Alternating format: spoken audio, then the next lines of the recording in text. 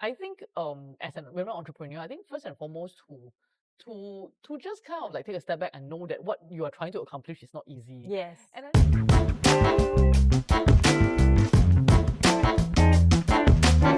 So, welcome to What's Up, the Prosperity Podcast, where we have business conversations for clarity, leverage, and growth. And today, I'm very excited to have Violet Lim from Lunch, actually. Thank you so much for Thanks joining for us. having me. So, as somebody who founded your company, obviously, you're a woman leader, you're a leader, and how has your leadership style or approach changed 20 years later as compared to before, when you first started?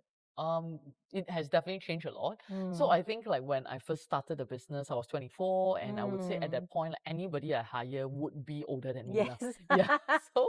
So it was very challenging because I Yeah. guess before that I never really had like leadership position at work, right? Because I was like kind of entry level. Um so I think like I compensate by just trying to please everybody. Yeah, so I think anybody we hire, I'm like, okay, I need to be everybody's best friend. I need to please them. I need to be very nice. Like in a way, it's like very bribing, right? So hopefully I'm nice to them, then they will do their work, right? Yeah. So I think maybe for some people that kind of work, they are like, okay, like like my boss is so nice, I'll do my work. But then of course you also get taken advantage of, right? And then some people are like, yeah, this boss push over, like, I can just do Yeah. anything. I'll just step all over her and things like that. So I think definitely I learned like some hard lessons along the way.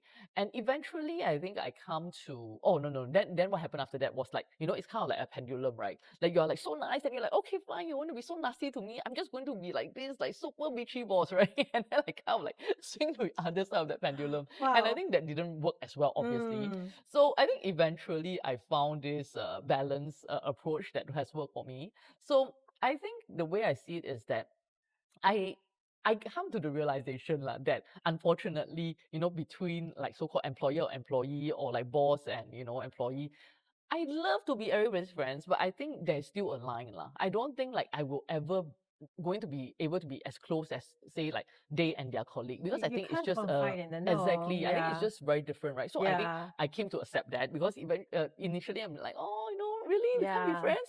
Yeah, so I think that was the first part. I'm like, okay, Yeah. I can accept that, but at the same time, it doesn't mean that I need to be nasty or mean as well, right? Mm. So I think I found that balance where like definitely I do my best to understand like where they're coming from. Like, I know about them, their family, their background, like how I can help them. And the way I see it is very much like having alignment of goals lah. So like when I would say when my new joiner comes in, like what I always want to find out, it's like what is their goal? What do they hope to achieve, like working with us? I mean, I always say to them, I say, of course, like you want to spend the rest of your life working for me, like till you retire, like till the day you die. Of course, I'm very happy, like, I won't say no to that. But at the same time, I'm also realistic, lah, because I'm sure we all have different departure points or exit points, right? And I say it's okay if you only plan to be with us for 2 years or 3 years, that's completely fine. But at least let me know what are you hoping to achieve when you're here, right? So of course, like when you're here, I also have certain things I need you to achieve as well. Yes. But what can Of I course. help you while you are here? Yes, So I exactly. think having that alignment, Yeah. I think that really helps. So, like eventually when people say that, hey, Violet, like, when I first came, I say, like I was planning to leave, but at a certain point, like there's no surprise, there's no Yeah. shock, there's no anger, there's no Yeah. bitterness, because we know that, during their time with us, they did their best, they fulfill what they, needed them to achieve. And at the same time, we also help them along the way. Yes. So I think like my leadership style has evolved to become like a lot more, I would say, consultative. Yes. So it's really like, okay, how can we work together? Like share with me your ideas. So I'm also very I would say bottoms up, like rather than top down. Okay. Yeah, because I feel that being very top down, it's like people don't really know why they are supposed to do something. Yes. Yeah, and then they're kind of like, okay, lor, boss say that I do Yeah, lor. yeah. Then it's also very sad. Then people also feel like I don't need to think anymore. Like why should I Yeah, think, right? exactly. So the way I see it is really more like I want to hear everybody's opinions or voices, especially like people who's on the ground. They are the one who's working with our clients. They are the one who know what people need, right? So I would say, in fact, a lot of the ideas or new products or new features of our business comes from our associates. Yeah, because they are the one who like, hey, boss, actually, why don't we have this? Or like, maybe can we do that? So we take into account of their suggestions, and from there we make improvements to the business. Yes.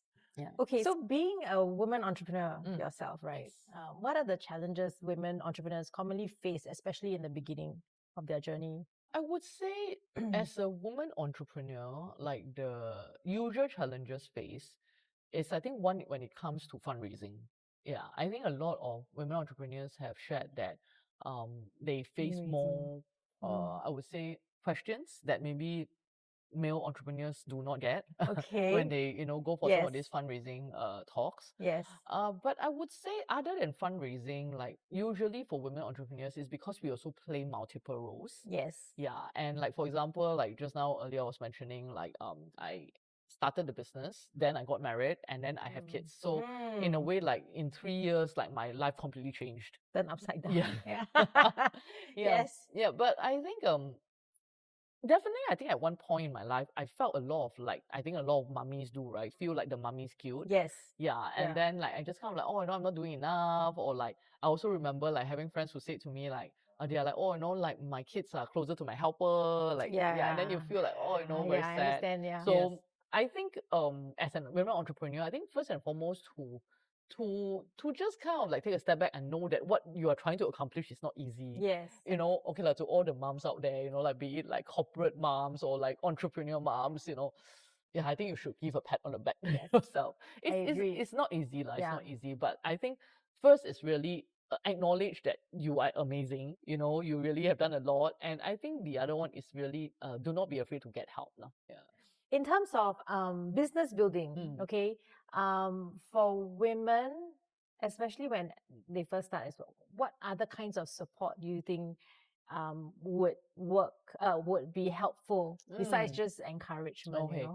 I think there are actually a lot of platforms out there right now. Like, for example, like just recently, like last year, I was involved in like, I think UOB have this like program called Womenpreneur. I'm actually going for the event later. Oh, nice. Yeah. So I was involved with that last year, and then I was like one of the mentors. Yeah. So like there are programs like that, and then I heard like OCBC also have like their own Yes. version of it. Yeah. So I think just search out these programs. Like there are so many of them. Like apply for it, and then I think from there you'll get access to like mentorship network. Like you get access to like other women who's also doing this, right? So I think that really helps.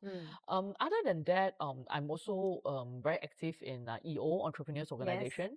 So EO, there's also a program called EO Accelerator Program. So it's for people who have like started a business, and then so I think this is kind of like the bridge between like maybe if you're just started and then you're kind of like started, but still need a bit more help to like bridge that gap to get to like your first million, for example. So I think for that, like EO Accelerator is an amazing program. Like, so I highly encourage people to have a look at that.